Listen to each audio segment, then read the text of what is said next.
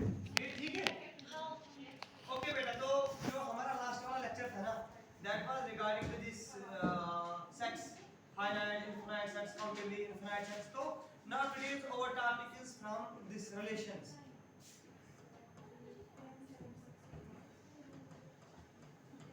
and functions. हाँ हाँ बेटा,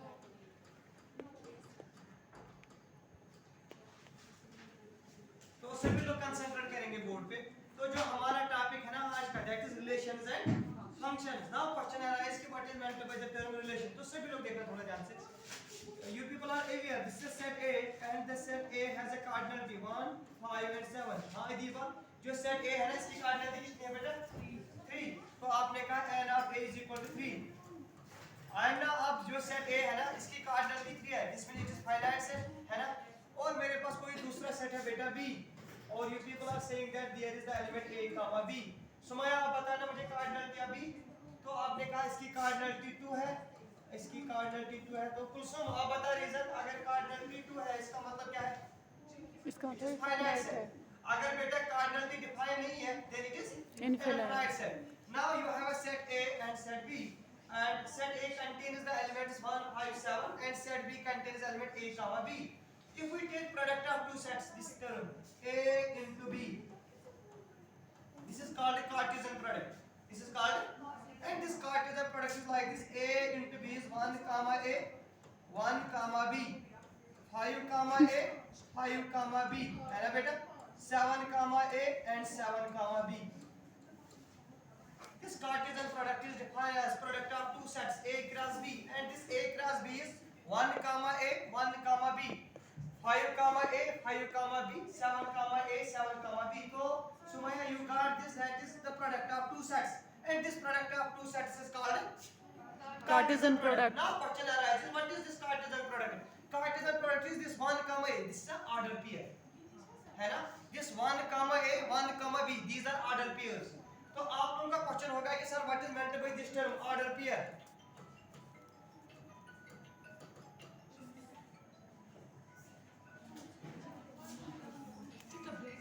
ऑर्डर पेयर है ना, as the title indicates pair means couple, जोड़ी, है ना? तो बेटा आपने कहा जो ऑर्डर पेयर है ना, it is the set of two elements और it is combination of two elements in particular order. बेटा कुछ माइंड में आया? जो ऑर्डर पेयर है ना, the title indicates that it is pair, pair means two but in an order। तो आपने कहा it is actually pair of two elements in some particular order। Adiba आप मुझे आंसर बोलना, अगर मैंने लिखा ना ये A कामा B, या मैंने कहा 2 कामा 5, मैंने कहा 3 कामा 7 या 7 कामा 8, तो these are order pairs है। इस order pair से क्या आपके लिए क्वेश्चन, इस order pair से इस every second order pair। आप लोगों ने कहा कि जब सर order pair की बात करेंगे order is necessary, यहाँ पर आप कह रहे हैं it is pair of two elements in some particular order, लेकिन जब आपने सेट पढ़ा ना आपने कहा order is immaterial। तो order pair सेट हो सकता है but set is not need not be an order pair। अब क्लियर? ओके, तो ये 1 comma A, 1 comma B, 5 comma A, 5 comma B, this is order pair. अब सुमाया आप लोगों का क्वेश्चन होगा सर आप लोगों ने ये बनाया ना ये सेट A क्रॉस B, ये तो सेट ऑफ ऑर्डर पेयर्स है सब। अब इसमें कौन सा ऑर्डर है? आप लोग पाएंगे जो भी पहले कोऑर्डिनेट्स होंगे ना वो A के होंगे। देखना 1, 5, 7 वो सेट A के होंगे, क्योंकि हम लोग निकालते हैं A क्रॉस B। तो जो सेकंड वाले होंगे ना वो किसके होंगे? B के। तो ये आपने कहा ऑर्डर पेयर मींस अगर A कामा B लेंगे हम, sir it is product of two sets, first belongs to A, second belongs to B। Okay, तो now this is set A, this is set B and this is A cross B, this is called a Cartesian product।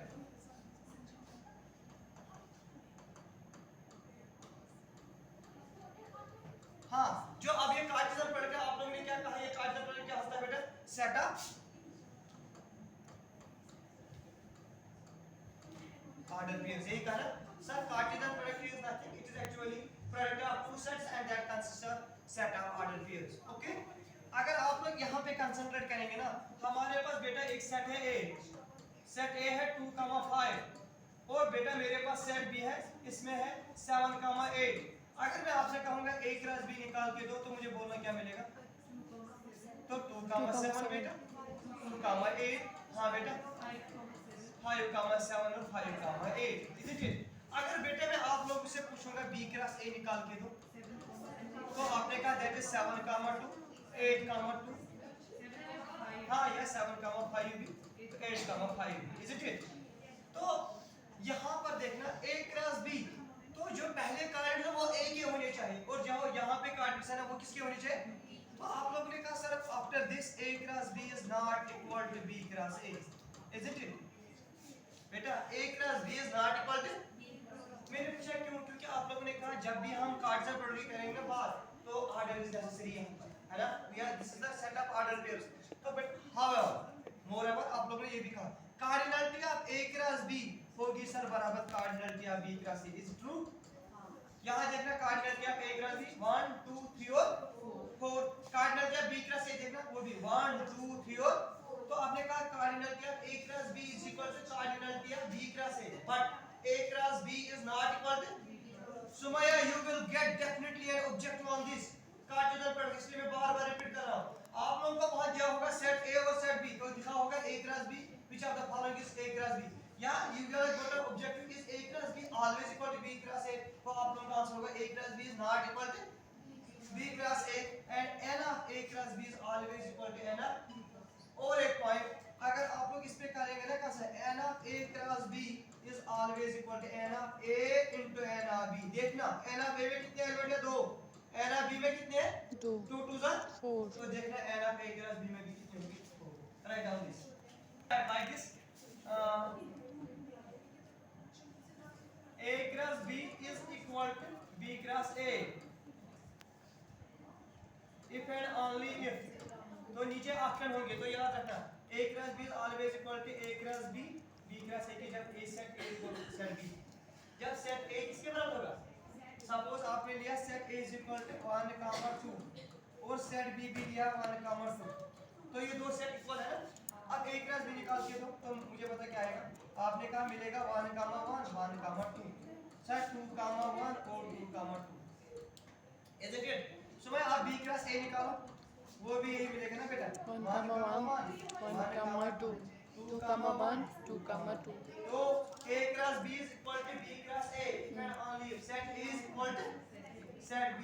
अगर बेटा वहां option है set a is equal to set b, दूसरा है n of a is equal to n of b, तीसरा है बेटा n of a cross b is equal to n of b cross a, and चौथा है none of these, none of these। तो आप लोगों का आंसर होगा a is equal to b, because cardinality of a is equal to cardinality of b, ये हमें असर नहीं करेगा, लेकिन अगर n of a that's always equal to n of, but this is necessary, a is equal to b for a cross b is equal to b cross a। यहाँ तक clear?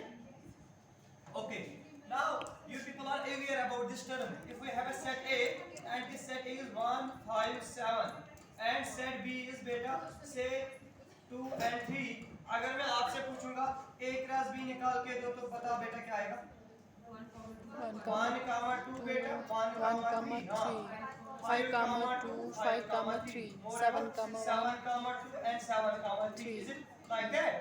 This is a cross b।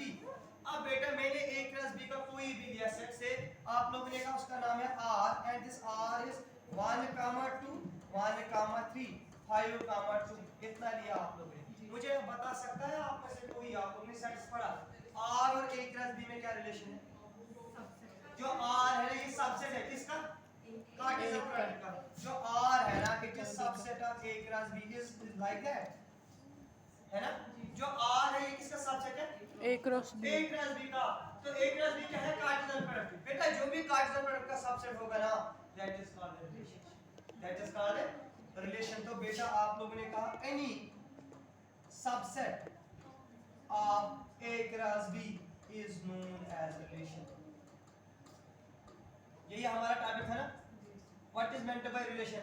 तो आप लोगों ने कहा relation is subset of a cross b।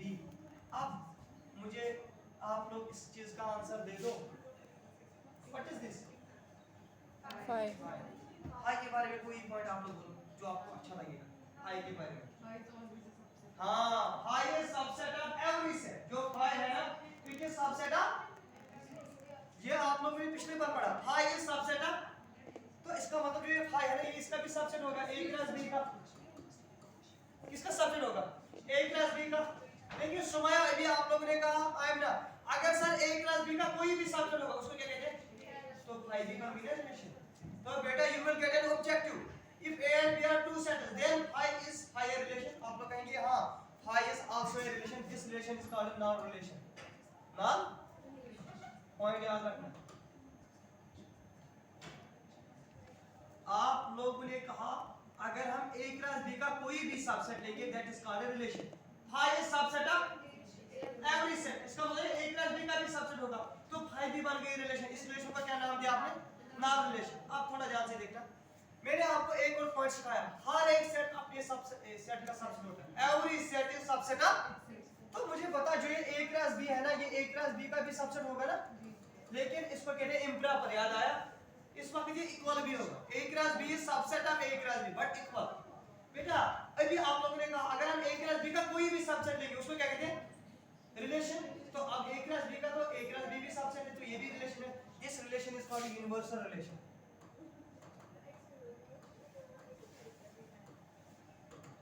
अगर relation i के बराबर है, that is called non relation. अगर रिलेशन r बराबर है a क्रॉस b के, that is called inverse. What is meant bye relation, subset of a cross b, any subset of a cross, and you will get an objective of this type. से भी लोग कितने exam में क्या होगा आपको objective, आप लोगों को दिया होगा हमारे पास सेट a है, इसमें एलिमेंट है 2,5, हमारे पास सेट b है, इसमें एलिमेंट्स है a, b। आप लोगों को पूछा जाएगा a क्रॉस b से लेकर a cross b total number of relation कितने पॉसिबल है।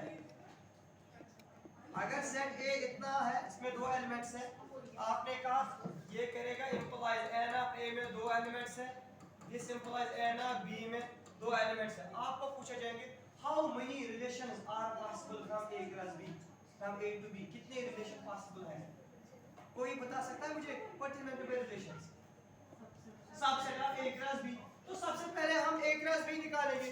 आप लोगों ने कहा a क्रॉस b की जो कार्डिनलिटी है ना सर, वो cardinality of a into cardinality of b होता है, दैट इज 2 इनटू 2। तो कितने एलिमेंट्स हैं उसमें, और पिछली बार मैंने सिखाया था आप लोगों को एक सेट में कितने सबसेट्स होते हैं, 2 रेज़ पावर, है ना। तो आप लोगों ने कहा इसमें जो टोटल नंबर ऑफ रिलेशन आएगा ना, टोटल नंबर ऑफ रिलेशन वो आएंगे 2 rays power cardinality of a cross b, है ना।